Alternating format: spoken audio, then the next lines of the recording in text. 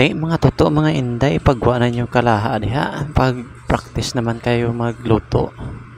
Buwan naman yung mga magulang nyo, kahit chorizo lang. Ganito lang yung gawin nyo. Napakadali. Napakulala lang kayo ng tubig tapos ilagay yung chorizo para mas mas maluto at mas madali. Yan lang kadali, tapos halo-haloin mo lang para hindi siya mabatok palahaw.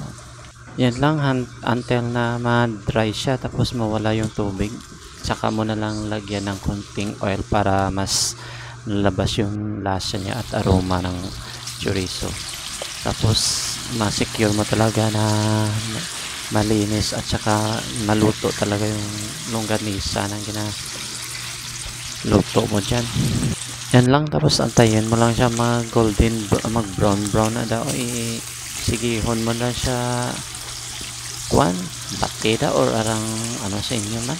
Arang bali-balihon balahaw para hindi siya magbatok, magpantay ang pagkaluto niya. Siguro kahit longganisa, alam nyo na magluto yung mga bata dyan, oh. Turuan nyo kasi mas maganda no na marunong magluto yung mga bata na para paglaki nila yan marunong na sila kahit saan sila ilagay, di kaya na nilang buhayin yung sarili nila kahit wala ng mga magulang na sumusuporta sa nila. O ganyan lang kabilis. Kailangan kahit basic na pagluluto, kahit pagprito, alam nyo kasi hindi lahat ng oras nandiyan yung mga magulang nyo na gumagabay sa inyo. Dapat marunong din kayong para kahit anong oras di kayo mangamba. Di ano nang ginahulat mo, kaon na da para hindi ka magutom.